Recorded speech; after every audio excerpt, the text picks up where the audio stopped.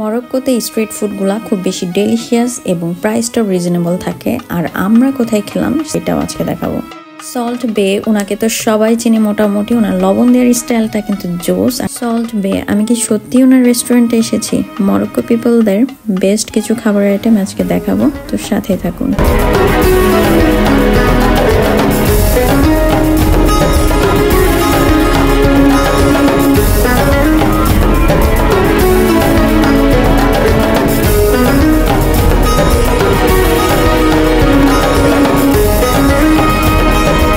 Traditional কিছু নামকরা খাবার আছে, যেমন মরক্কান কুসকুস, পাস্তেইলা, কোফতা, চিকেন, শিক কাবাব, বটি কাবাব, তাজাকিয়া, মেজমেন, আরও খাফসা তো ওরা প্রচুর খায়। আরও অনেক খাবার আছে, বলে শেষ করা যাবে না।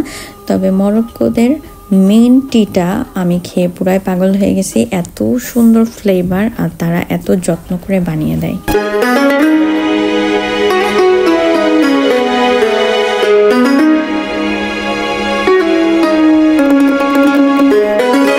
সল্ট বে, মোটামুটি এনার নামটা সবাই চেনে। উনি হচ্ছে গ্রিল করা মিটগুলো ইনস্ট্যান্ট কেটে দেয় এবং উনি উপর থেকে যে লবণটা ছিটিয়ে দেয়, এটার জন্য কিন্তু পুরো বিশ্ববিখ্যাত হয়ে গেছে, নাম করা একজন মানুষ। তো মরক্কোতে খুবই ফেমাস একটা রেস্টুরেন্ট পাওয়া গেছে, বেইমেন, যেটা ধারণা করা হয় সল্ট বে ওনার রেস্টুরেন্ট। আসলে কতটুকু সত্যি জানি না, তবে এখানে কিন্তু লম্বা লাইন দাঁড়িয়ে সিরিয়াল, মানে ভেতর থেকে খাওয়া দাওয়া শেষ করে যখন তারা বের হবে, আমাদের যদি সুযোগ থাকে সিরিয়ালে, তখন আমরা ভেতরে ঢুকতে পারবো। এত পরিমাণে এটার ডিমান্ড। অনেকক্ষণ ওয়েট করার পরে ফাইনালি আমরা রেস্টুরেন্টের ভেতরে ঢুকলাম। খুব লেখাপড়া চলতেছে ভাবি, কালকে এক্সাম, ভাবি ভালো মতো পরীক্ষা দিও। চিংড়িটা তো সেই লাগতেছে, চিংড়ি সব খাবার মজা হবে। সবাই মিলে অনেক চিন্তা ভাবনার পরে দেখলাম যে এখানকার যে ফুড মেনু আছে, স্পেশাল খাবারটা বা যে প্লেটার আছে, আমরা সেই প্লেটার অর্ডার করেছি এবং এটা দেখি অনেক বড়, মানে বিশাল খাবার, আমাদের 2 ফ্যামিলির জন্য জাস্ট এনাফ।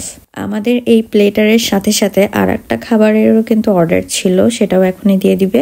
সাথে ছিল স্টার্টারও কত গর্জিয়াস ছিল, আমি জাস্ট দেখাবো।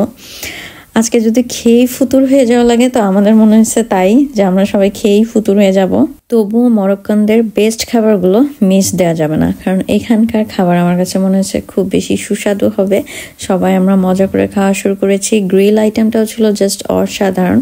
আর এই ধরনের কাঁচামরিচ গ্রিল করা, এটা রাইসের সাথে অল্প অল্প করে খেলে খুবই মজা লাগে।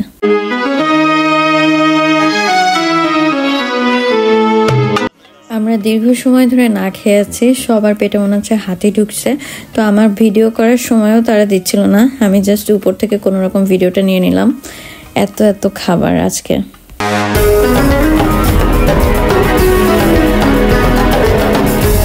হাতের কবজি ডুবিয়ে খাওয়া যেটাকে বলে, আজকে সেই খাবারটাই খেয়েছি। সবাই মনে হয় গলা পর্যন্ত খেয়েছে, এখন সবারই পেট টান টান অবস্থা।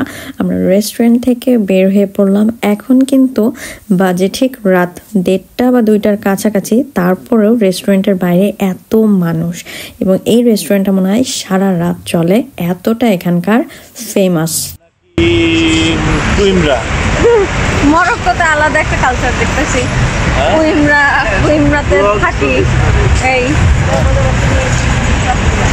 পেট টান টান খাবার খেয়ে অবশ্য লিসবন বেশি ভালো লাগে না ঢাকা। নিজের দেশ তো নিজের দেশ, মনে হয় বেশি খাওয়া হয়ে গেছে, জন্য আবুল তাবুল বলতেছে। আমরা ফেমাস একটা রেস্টুরেন্ট থেকে এত পরিমাণে খাওয়া দাওয়া করছি। আসলে ভালো রেস্টুরেন্টের খাবারই ভালো হয়।